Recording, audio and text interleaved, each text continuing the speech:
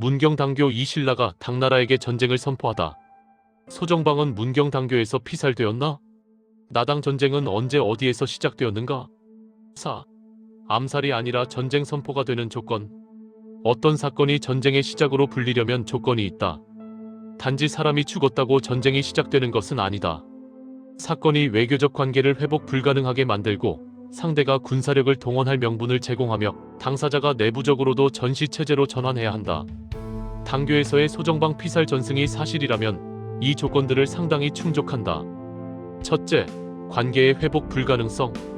동맹의 최고 지휘관이 신라 영내에서 제거되었다면 그 순간 동맹은 끝이다. 이미 같은 편이라는 전제가 사라진다. 설령 공식적으로는 유지되는 것처럼 보여도 실질적으로는 적대 관계가 된다. 둘째, 군사 명분. 당의 입장에서는 동맹군을 학살한 사건은 대규모 보복의 명분이 될 수 있다. 다만 당이 즉시 보복하지 못했다면 그 이유 또한 정치군사적 계산일 것이다. 이는 기습은 당했지만 아직 군사를 동원할 때가 아니라는 판단이 섰을 것이다. 신라 역시 즉시 비밀을 공개할 수 없었던 것과 닮은 구조다. 셋째, 신라의 전시 전환.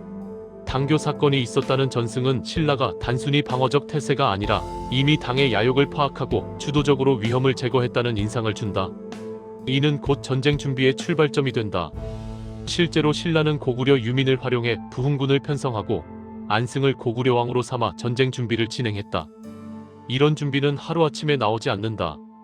당교 사건 같은 극단적 판단이 가능했다면 그만큼 신라 내부에서 당을 적으로 규정하는 인식이 이미 자리 잡았다고 볼 수 있다.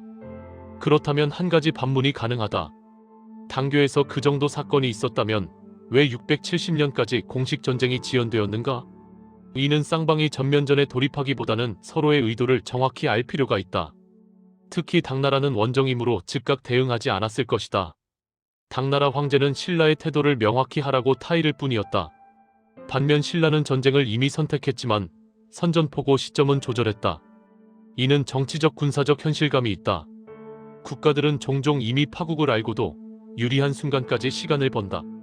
이 관점에서 670년의 압록강 공격은 최초의 적대 행위가 아니라 숨겨왔던 적대의 공개로 읽힌다. 5. 당이 양의 탈을 쓴 이리가 되는 순간 663년 계림대도독부의 충격. 당교 전승이 설득력을 얻으려면 왜 신라가 그렇게까지 결단했는가에 대한 동기가 필요하다.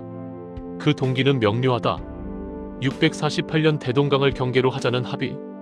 660년 이후 웅진도독부 설치 등 백제 지역 직접 통치. 668년 이후 고구려 지역에도 도독부 설치, 안동도호부 설치. 663년 신라를 계림대도독부로, 문무왕을 계림주대도독으로 임명. 이 마지막 조치는 단순한 행정적 임명이 아니다. 신라의 관점에서는 동맹국의 왕이 아니라 당 제국의 지방관으로 격화된 것이다.